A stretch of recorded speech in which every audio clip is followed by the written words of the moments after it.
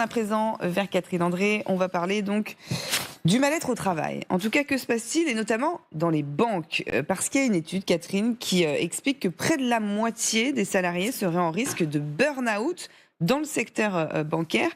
Comment on peut expliquer un tel malaise, Catherine? Et oui, c'est le principal syndicat du secteur bancaire qui a sonné l'alarme en publiant les résultats d'une étude menée sur près de 9500 salariés, travaillant notamment dans des agences bancaires. Et on aboutit effectivement à ce résultat qui est édifiant. C'est énorme, 44%. Et préoccupant, puisque 44%, c'est près d'un salarié sur deux qui se présente un risque élevé ou très élevé de burn-out. Alors, dans cette enquête, on découvre plusieurs signaux de mal-être au travail, notamment la moitié des salariés qui estiment aujourd'hui qu'ils n'ont pas les moyens suffisants pour effectuer correctement leur travail. C'est en raison notamment d'une charge et d'un rythme de travail trop soutenu, des contraintes administratives très nombreuses parce que c'est évidemment un secteur ultra réglementé, et en toile de fond aussi un monde de la banque qui est en pleine mutation avec des fermetures d'agences, avec des réorganisations de services, 20 000 emplois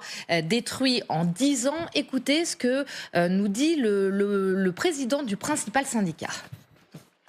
On a des conditions de travail qui se dégradent depuis quelques années, avec une charge de travail qui est importante, de plus en plus importante. Il y a de plus en plus de tâches et malheureusement, c'est pour ça aussi que les clients ont du mal à joindre les conseillers parce qu'ils sont noyés. Et oui, les clients qui ont du mal à joindre les conseillers, tout le monde en a fait, l'expérience. Quand on tente de joindre son conseiller bancaire, c'est de plus en plus compliqué. Alors sachez que la Fédération bancaire française conteste cette étude. Elle estime que l'échantillon est trop faible pour être extrapolé. Reste qu'il y a un sujet majeur autour de la santé mentale des salariés, sujet de préoccupation bien au-delà de ce secteur. Alors on peut élargir quand même aussi, parce qu'aujourd'hui en France, on estime qu'un salarié sur 4 est en mauvaise santé mentale. Et oui, résultat d'une enquête Ipsos qui vient d'être publiée. Effectivement, 25% des salariés qui rapportent un état psychologique dégradé avec des conséquences économiques importantes. On parle beaucoup de l'explosion des arrêts maladie depuis 2019, de l'absentéisme au travail. Alors il y a un peu des clichés, on parle d'abus. Alors c'est vrai qu'il y a des abus, on parle aussi ces derniers temps beaucoup des Français qui seraient devenus feignants.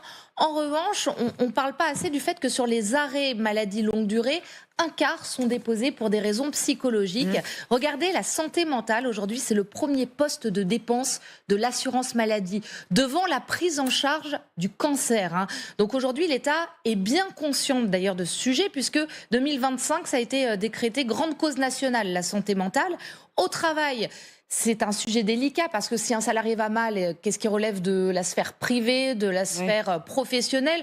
Mais tout de même, depuis 2019, ce qu'on note, c'est qu'il y a de plus en plus de malaise dans les entreprises, des questions notamment de manque de reconnaissance, les liens avec les managers qui ne se passent pas toujours très bien. Pourtant, il y a des leviers, les plans de prévention avec les formations en entreprise. Ça marche extrêmement bien. On pense que c'est accessoire, mais ça marche très bien. Seulement, pour l'instant, il n'y en a pas assez. Après, vous avez raison, ça peut être souvent un mélange aussi de beaucoup de choses entre le privé, le perso. Enfin, voilà, oui, mais là, il y a un rôle quand même des patrons à relever aussi, parce qu'on voit quand même que depuis 2019, il y a quelque chose qui a changé dans notre rapport au travail.